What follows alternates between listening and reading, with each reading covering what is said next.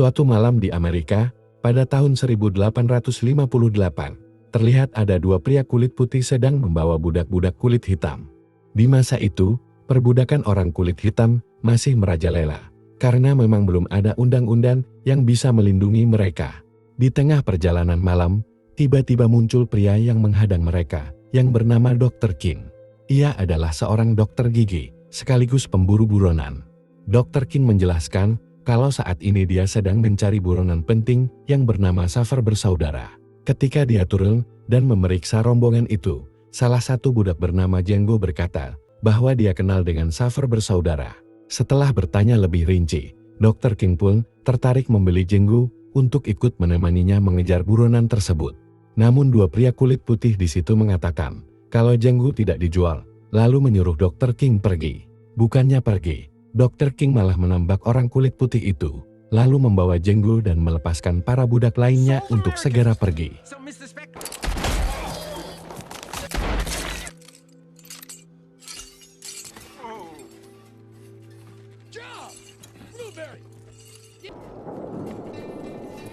Keesokan harinya, Dr. King bersama Django sampai di suatu kota. Di sana orang-orang kulit putih bingung melihat orang kulit hitam menaiki kuda sambil bergaya seperti orang kulit putih. Setelah berjalan semalaman, mereka berdua memutuskan beristirahat di sebuah bar. Dr. King lalu menjelaskan, dia butuh bantuan Django untuk menangkap 3 buronan pemerintah yang sekarang sedang bersembunyi di wilayah Gatlinburg. Karena sebelumnya Django pernah menjadi budak dari ketiga buronan tersebut, maka Dr. King membuat kesepakatan. Jika berhasil membunuh 3 buronan itu, sebagai imbalan, Dr. King akan membebaskan Django dari perbudakan. Saat sedang mengatur rencana untuk menangkap buronan itu, mendadak sheriff datang dan mengusir mereka sambil berkata, kalau orang kulit hitam tak diterima di kota ini. Mendengar hinaan barusan, Dr. King marah, lalu menembak sheriff, hingga semua orang ketakutan dan berlarian menjauh. Kemudian datanglah seorang kapten yang memimpin polisi setempat dan berusaha menangkap Dr. King.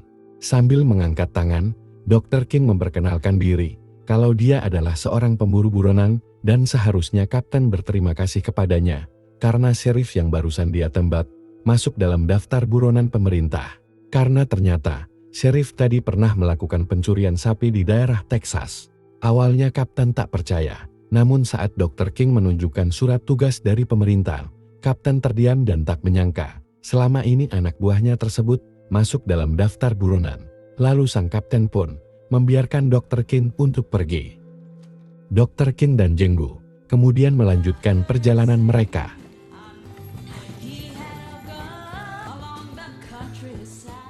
Saat istirahat, Dr. King bertanya apa rencana Django bila sudah bebas nanti.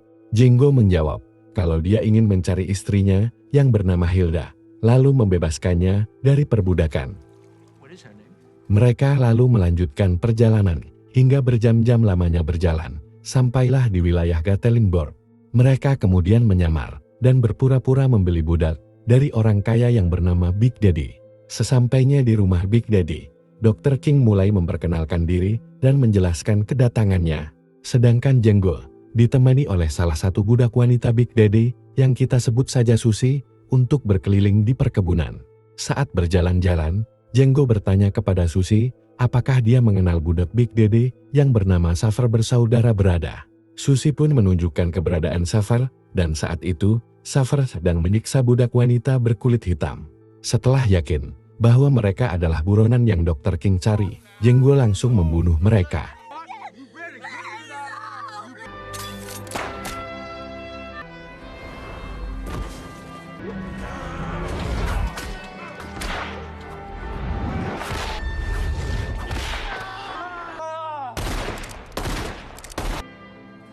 Ketika Dr. King datang, Django memberitahu kalau satu orang sisanya berhasil kabur, namun tak masalah, karena dari kejauhan, Dr. King dengan mudah menembaknya. Mendengar suara tembakan, Big Daddy datang dan dia tak terima kalau anak buahnya dibunuh. Sambil mengangkat kedua tangan, Dr. King menjelaskan siapa dia sebenarnya, sambil memperlihatkan surat tugas dari pemerintah. Melihat itu Big Daddy tak bisa berbuat apa-apa dan hanya bisa menyuruh mereka segera pergi sebelum dia berubah pikiran. Malam harinya, Dr. King mengetahui kalau Big Daddy pasti tak akan membiarkan mereka berdua pergi begitu saja setelah membunuh anak buahnya. Dr. King menyiapkan jebakan dengan memasang bom di dalam kereta kudanya. Benar saja, tak lama, Big Daddy datang bersama seluruh anak buahnya dan menghampiri kereta kuda milik Dr. King. Dari kejauhan Dr. King menembak bom tersebut hingga menewaskan beberapa anak buah Big Daddy. Para anak buah Big Daddy berlarian ke sana kemari dan Dr. King memberikan senapannya agar Jenggu bisa membunuh Big Daddy dengan tangannya sendiri.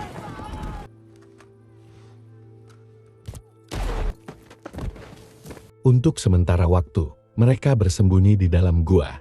Di sana Dr. King bercerita kalau selama ini dia sangat membenci perbudakan. Karena itulah dia memperlakukan Jenggu seperti temannya sendiri.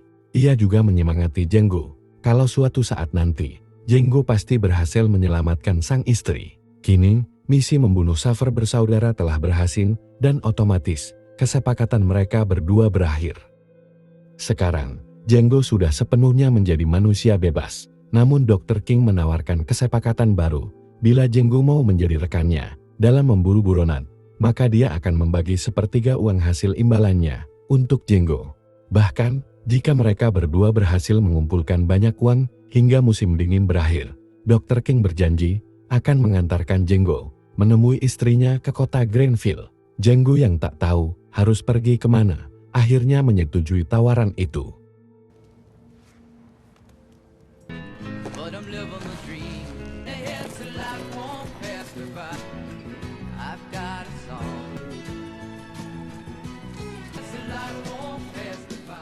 Saat sedang mengintai seorang buronan, Jenggu tak tega menembaknya, gara-gara buronan tersebut punya anak. Dr. King kemudian memberikan sebuah alasan kuat, di mana pria itu telah membunuh banyak orang, walau kasihan, tapi dia layak mendapat hukuman. Mendengar penjelasan barusan, Jenggu jadi bisa menembak tanpa ragu. Perjalanan mereka berdua lalu berlanjut, selain memburu buronan demi buronan.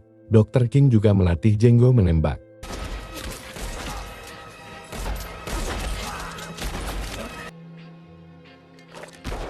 Musim dingin pun berakhir. Dr. King menempati janjinya, di mana dia menemani Jenggu ke tempat pelelangan budak demi mencari istrinya. Di sana ada banyak sekali orang kulit hitam yang dilelang untuk dijadikan budak.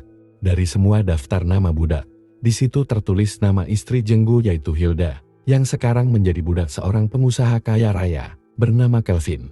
Mereka berdua pun mulai menyusun rencana untuk membebaskan Hilda. Malamnya waktu berkunjung ke kantor Kelvin, mereka kaget melihat Kelvin bersama pengusaha lain sedang taruhan adu budak. Dr. King lalu dipersilahkan duduk untuk bergabung dan menunggu sampai pertarungan selesai.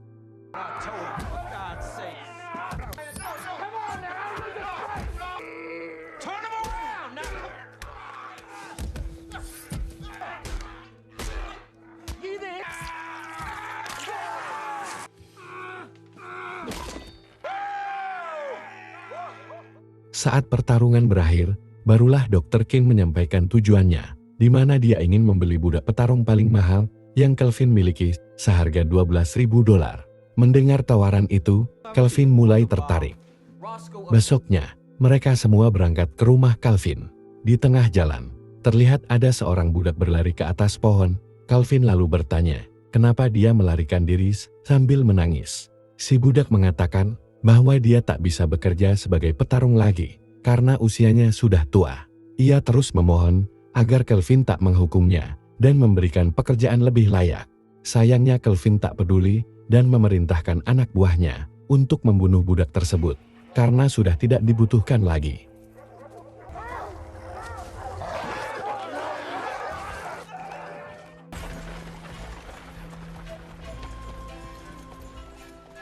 Sesampainya di rumah besar Kelvin, mereka semua disambut kepala pelayan yang bernama Stefan, serta adik perempuan Kelvin bernama Lara.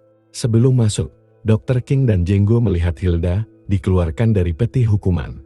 Semalaman Hilda dikurung dalam peti itu akibat melawan perintah Hati Jenggo di situ terasa begitu perih.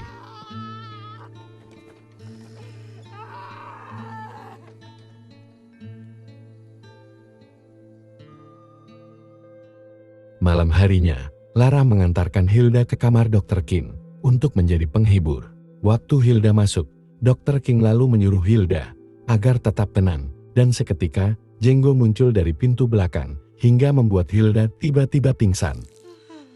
Saat acara makan malam, Hilda mencoba bersikap tenang dan ia terus melayani Dr. King sebaik mungkin agar tak dicurigai. Di tengah acara, tiba-tiba Stephen memaksa Hilda membuka baju dan menunjukkan luka cambuk di badannya. Melihat sang istri dilecehkan di depan matanya, Jenggo hanya bisa menahan amarah dan beruntung Lara segera menghentikan perbuatan mereka. Dari ekspresi wajah Jenggo, Stephen curiga kalau Hilda dan Jenggo saling mengenal. Stephen pun menginterogasi dan mengancam membunuh Hilda jika dia tidak berkata jujur. Setelah mendapat informasi, Stephen meminta Kelvin untuk bicara empat mata. Stephen memberitahu kalau Dr. King dan Jenggo sedang menipunya. Tujuan mereka datang ke sini sebenarnya untuk membawa Hilda karena ternyata Hilda adalah istri Jenggo. Kelvin yang merasa dipermainkan, dia menyuruh anak buahnya untuk mengepung mereka berdua. Ia juga memanggil Hilda, lalu menyuruh Dr. King membelinya dengan harga $12.000 detik ini juga.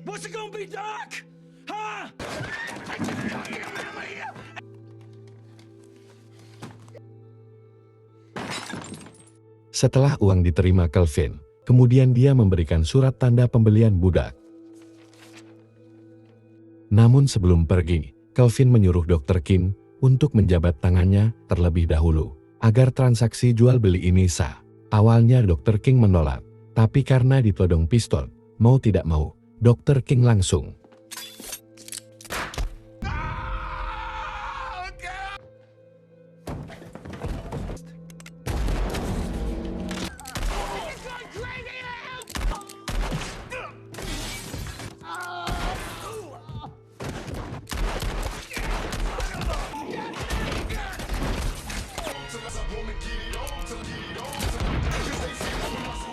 Dr. King dan Kelvin tewas, dan akibat Stephen mengancam akan menembak Hilda, akhirnya Jenggo terpaksa menyerah.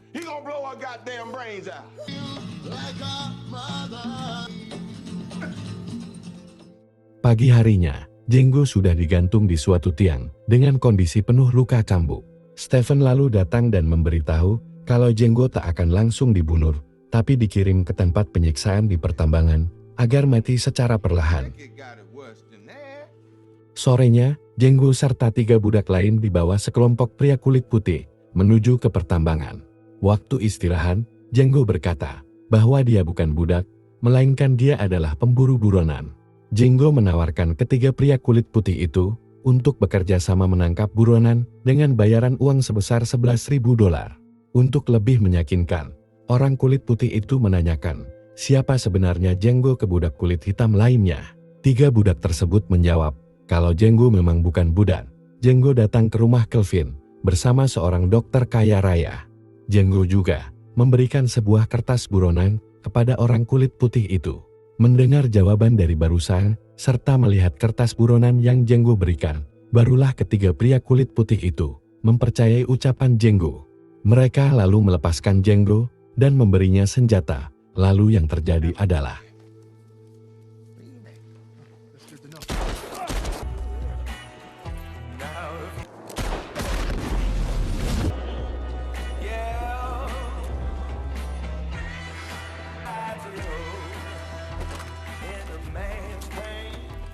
Jenggo kemudian pergi ke base camp, di mana tempat anak buah Kelvin berkumpul. Lalu dia langsung membunuh mereka semua secara brutal.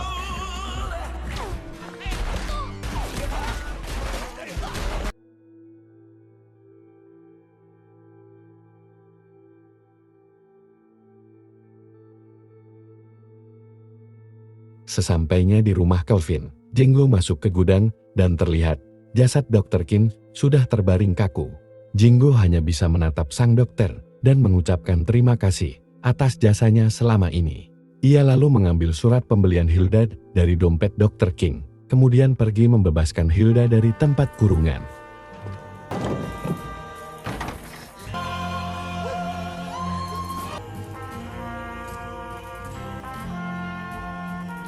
Di waktu bersamaan, Lara serta anak buahnya baru saja pulang dari pemakaman Calvin. Ketika masuk rumah, mereka bingung melihat Django sudah ada di lantai atas. Tanpa basa-basi, Django pun menembak mereka semua.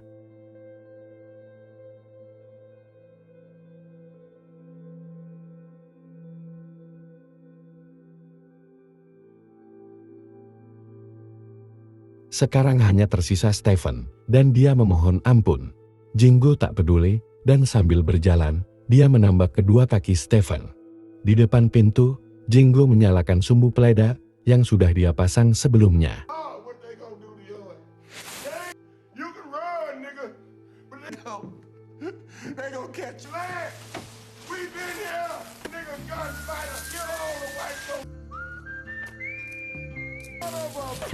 Bersamaan dengan meledaknya rumah mewah Calvin, Django menghampiri istri tercintanya dengan bahagia. Bahagia karena kini mereka berdua telah sepenuhnya menjadi manusia bebas. Film pun berakhir.